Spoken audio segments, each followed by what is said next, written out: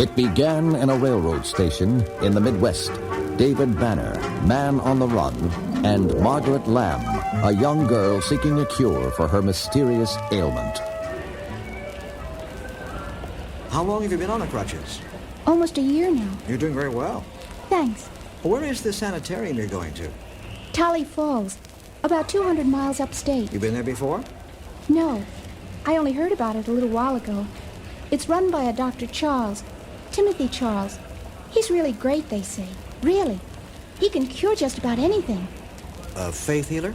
Oh, no, nothing like that. He's a real doctor. He uses some kind of new ray. Ray? A radiation machine, like X-rays, only different. It's called a Meson ray. Meson ray? Yes, you've heard about it? No, not exactly. Not as a cure for anything, or as a ray. But I know something about Mesons. They're like X-rays, right? Well, yes and no. Mesons hardly exist, or exist only for a short time in a cyclotron. I never heard of a Meson ray, but that's what this Dr. Charles uses? Yes. They say he can cure almost anything. Cancer, arthritis, anything. Look, here's some literature on it. Testimonials? Isn't it marvelous? Yes. Yes. Isn't it? Train number 141 now leaving at track 16 for Lawrence, Barnesville, Tully Falls, Aversham, Leadville.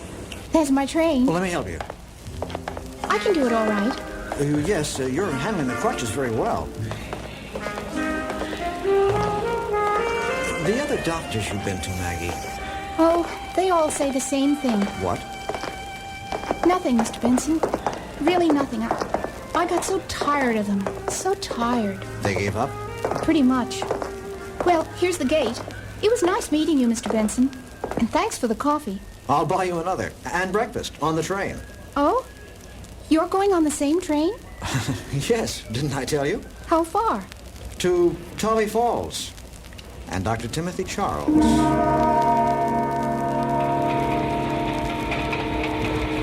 Living in the shadow of his alter ego, the Incredible Hulk, forever fearful of its next outburst of violence, David Banner is desperate in his search for an answer, a cure, willing to clutch at any small straw and any small hope.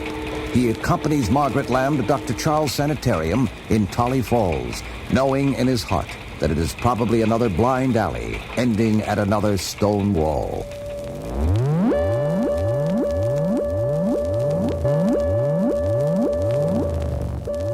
All right, Mr. Benson. That about does it for today. You can get up. These treatments are pretty short, aren't they? The Meson ray is a highly concentrated form of energy, Mr. Benson. It only requires a very brief exposure. Well, the Meson itself only exists for a split second. Yes, that's right. I want you to take these pills, Mr. Benson. One before each meal and one at bedtime. Cora, Yes, Doctor. any more treatments this afternoon? Miss Lamb. Oh, yes, Margaret Lamb. You can prep her, Cora. Yes, Doctor. You have something on your mind, Mr. Banner? A question? It's about Maggie Lamb. We came up on the train together. A lovely girl. Have you diagnosed her condition, Doctor? Yes, of course. Why? Well, from what she told me, it could quite possibly be muscular dystrophy. Is that right? I was just wondering. I don't recall hearing that radiation of any kind could be effective in such cases. Mr. Benson, are you a doctor? I was only trying to I point out... asked, are you a doctor? No. Yet you come in here, you talk about Mesons as though you know all about them, you diagnose muscular dystrophy in a patient on a train without any examination, you question my ethics. I wasn't questioning your ethics. Then I question yours, and I question your qualifications to make a diagnosis of anything. You came here because, as you describe it, you suffer periods of agitated depression. Is that right, Mr. Benson? Yes. And have you suffered any of these depressed periods since you've been here? No. Then suppose you just relax and take your treatments.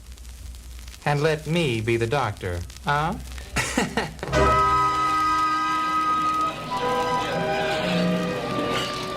Did you have a treatment today, Mr. Benson?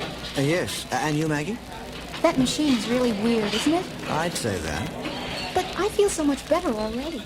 I know it will work. I just know it. Maggie, sometimes we can let hope run too far ahead of us. I'll be walking again soon. Dr. Charles thinks so, and his nurse, Cora Howard, says she's seen cases like mine that cleared up within weeks. Just weeks. You really believe, don't you, Maggie? I know this is the place, Mr. Benson. I just know it this time. I can feel it.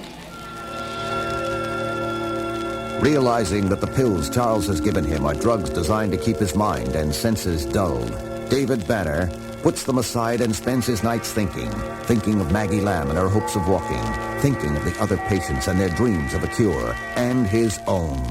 Rising from his bed, he makes his way down the stairs to Timothy Charles' laboratory, determined to get at the truth of the Meson Ray machine.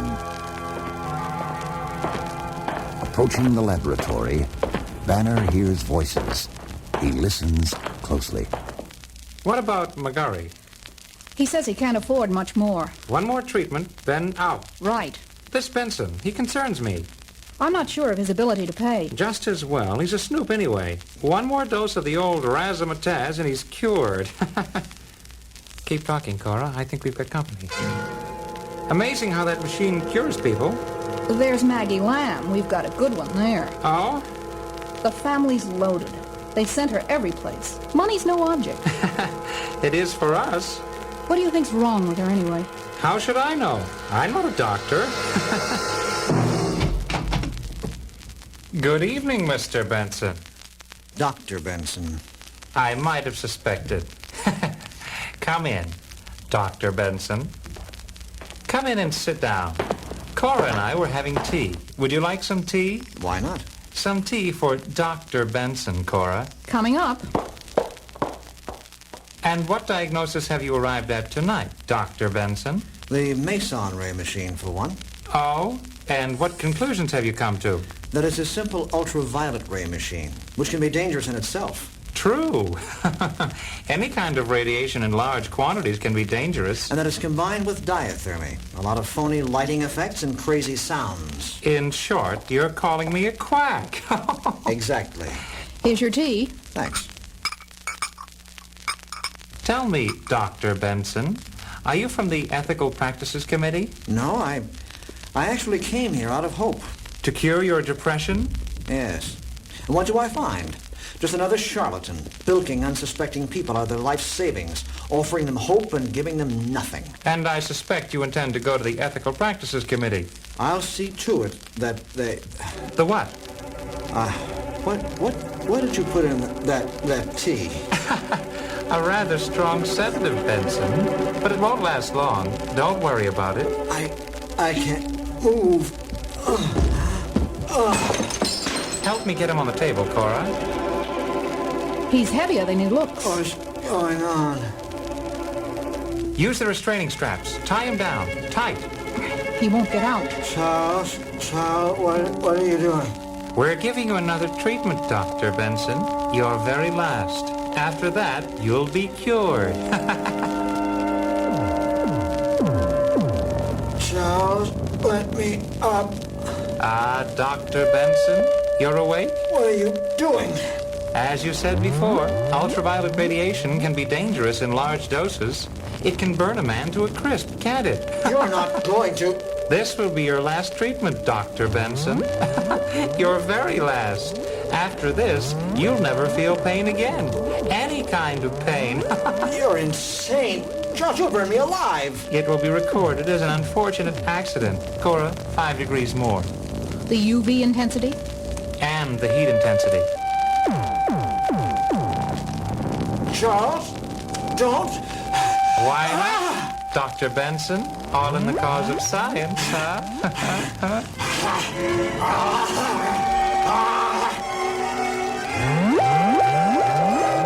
Banner's fists clench, his chest expands, his wrists enlarge. The rage within him erupts like lava from a suddenly active volcano, and he becomes the Hulk.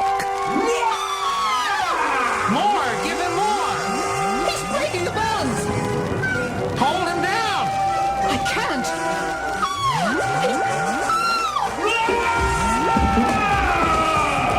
Keep him away from that machine! It's hot!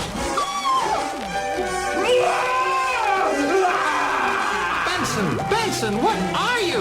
Who are you?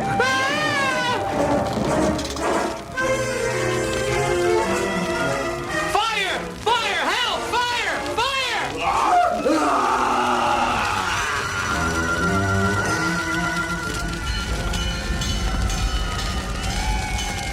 Over here, Maggie. Over here. Now, sit down. Oh, Mr. Benson, the whole sanitarium, it's gone. All of the patients are out safely. And Dr. Charles? I'm afraid he was trapped, Maggie, along with the nurse. He was such a good man, Mr. Benson. Such a good man. Yes. And such a nice man. I know he had the cure. I know it. There are other doctors, Maggie, and I'll make sure you get to a good one. I promise you that. I promise it.